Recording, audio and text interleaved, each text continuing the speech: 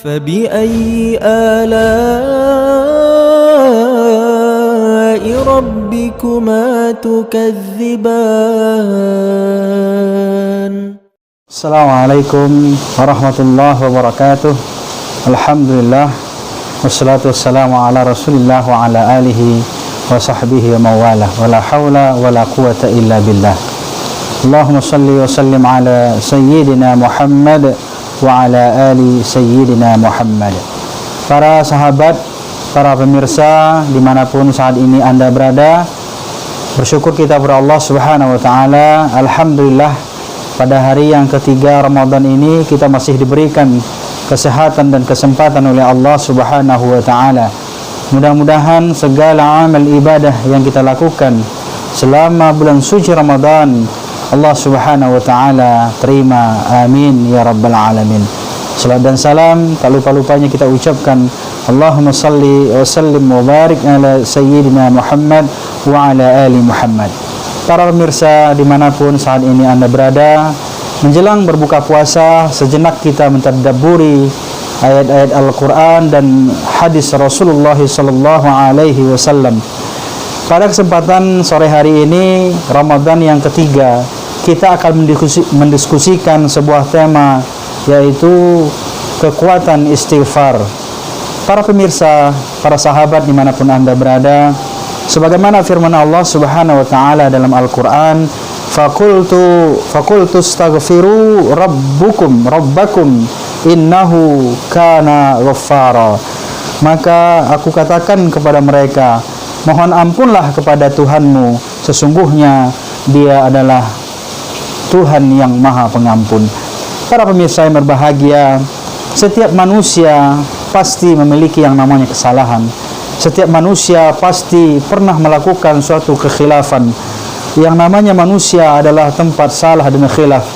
Tentu kita harus sadar dan menyadari bahwa sesungguhnya ketika kita melakukan sebuah kekhilafan, sebuah kesalahan, maka kita akan kembali kepada Allah subhanahu wa ta'ala. Kita kembalikan kepada Allah subhanahu wa ta'ala.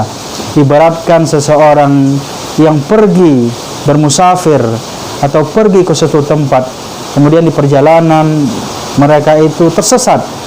Salah satu jalan yang paling akurat untuk kembali kepada jalan yang benar adalah yaitu menelusuri jalan-jalan di mana dia berada di jalan kebenaran tersebut. Maka sahabat yang berbahagia, kekuatan istighfar adalah merupakan salah satu hal yang sangat penting kita ketahui dan kita fahami. Kenapa? Karena kita sebagai manusia, tentu kita tidak bisa luput daripada kelupaan dan kesalahan. Maka sebaik-baik orang yang bersalah, sebaik-baik orang yang melakukan perbuatan dosa adalah kembali kepada Allah subhanahu wa ta'ala, dan kemudian berbanyaklah beristighfar kepada Allah subhanahu wa ta'ala. Rasulullah SAW mengatakan dalam hadisnya, demi jiwaku yang ada di tangannya, jika kamu tidak pernah berbuat dosa, maka Allah subhanahu wa ta'ala akan mematikan kamu dan menggantikannya dengan suatu kaum yang berbuat dosa. Kemudian mereka meminta ampun kepadanya, kemudian Allah subhanahu wa ta'ala akan mengampuni dosa-dosa mereka. Para sahabat yang berbahagia, maka seorang yang beriman hendaklah mengakui setiap perbuatannya. Setiap orang yang beriman mengakui segala kesalahannya dan kemudian kembali kepada Allah subhanahu wa ta'ala. Kenapa hal demikian penting kita lakukan? Karena kita sebagai manusia, karena kita sebagai annas, yaitu mahal khata' wa nisyan, yaitu tempat salah dan khata', yaitu kesalahan, dan nisyan yang lupa. Manusia memiliki kesalahan, manusia tidak luput dari kelupaan. Maka salah satu cara untuk kembali kepada Allah adalah kita beristighfar kepada Allah subhanahu wa ta'ala. Istighfar disebutkan dalam Al-Quran dan hadis, ya, maka kita perbanyaklah beristighfar, perbanyaklah beristighfar kepada Allah subhanahu wa ta'ala. Apa bedanya istighfar dengan taubat kepada Allah? Istighfar meminta ampunkan atas dosa-dosa yang telah kita lakukan kepada Allah. Ingat para sahabat, istighfar adalah meminta ampunkan atas dosa-dosa yang pernah kita lakukan. Sedangkan taubat adalah kita kembali kepada jalan Allah Subhanahu wa taala.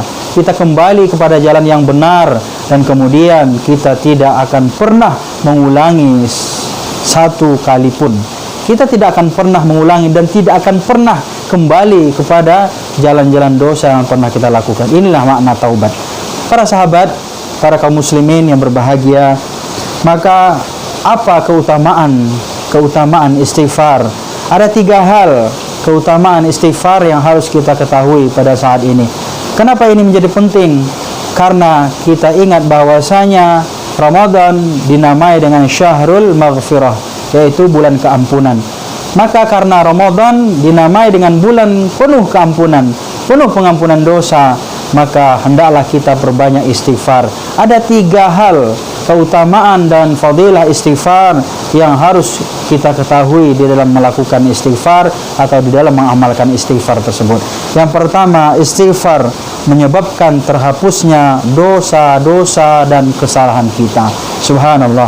Ini yang keutamaan istighfar yang pertama, yaitu istighfar mampu menghapuskan dosa-dosa kita dan kemudian menghilangkan kesalahan-kesalahan kita. Sebagaimana Rasulullah SAW katakan, tidak ada satupun seorang hamba yang berbuat suatu dosa, kemudian berdiri untuk mengambil air wudhu, kemudian melakukan salat, dan kemudian beristighfar kepada Allah Subhanahu wa taala untuk meminta ampun atas segala dosa-dosanya, maka Allah Subhanahu wa taala akan mengampunkan dosa-dosanya. Subhanallah.